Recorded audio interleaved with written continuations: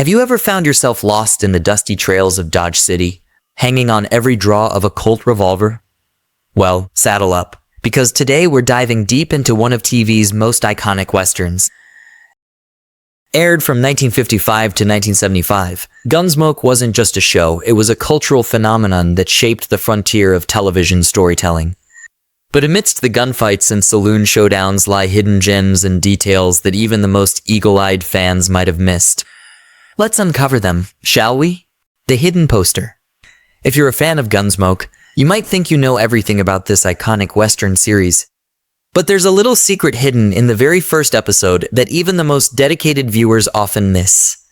Remember the scene, as Marshal Dillon stands tall in his office, dealing with the lawlessness of the Wild West. There's a wanted poster on the wall that might catch your eye if you're paying close attention.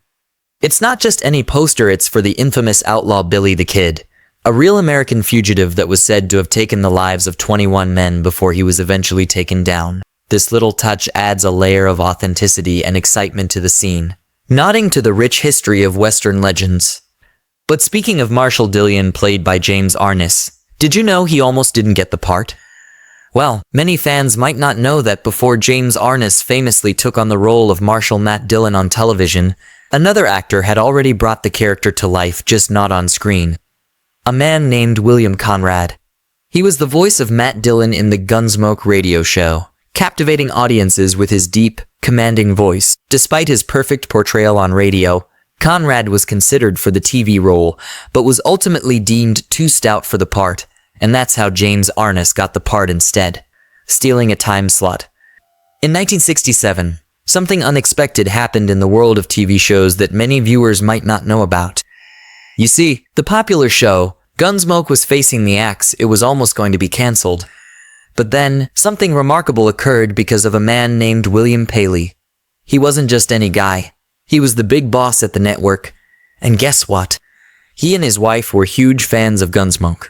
They loved it so much that they decided to do something bold. They moved Gunsmoke to a new time slot, right when Gilligan's Island used to be on.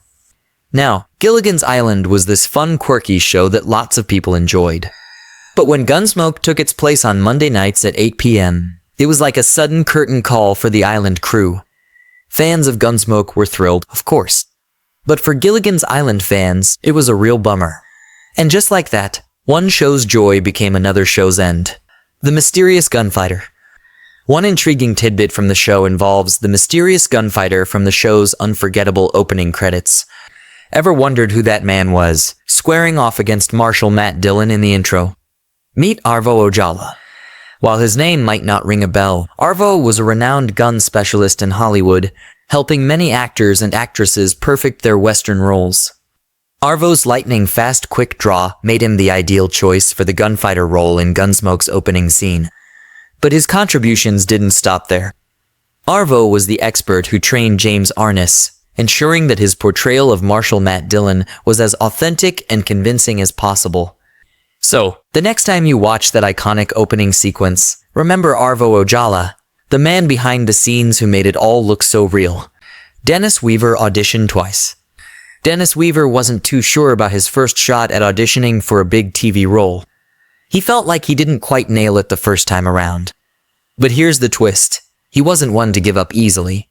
So, he managed to talk the casting crew into letting him have another shot. This time, he dialed up his country charm, really got into character, and gave it his all. And guess what? It worked like a charm. He clinched the part, and boy, did he play it to perfection.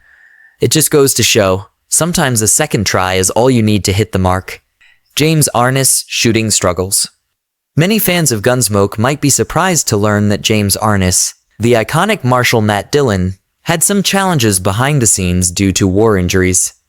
During World War II, Arness served as a rifleman in the army. In 1944, during the intense fighting of Operation Shingle at Anzio, Italy, while Arness and his fellow soldiers fought fiercely to secure the beachhead, he was struck by machine gun fire. The bullets hit his lower leg and foot, causing severe injuries that would haunt him for the rest of his life. These injuries had a lasting impact, making it difficult for him to walk or stand for extended periods. Because of this, the show's production schedule had to be adjusted. Scenes that required a lot of walking or physical action were filmed in the mornings when Arnis was at his best. This way, he could give his all to the role before his injuries started to wear him down as the day progressed. So next time you watch an episode of Gunsmoke, remember the dedication of James Arnis, who, despite his war wounds, brought Marshall Dillon to life with unwavering commitment and strength. Amanda Blake wasn't the first pick.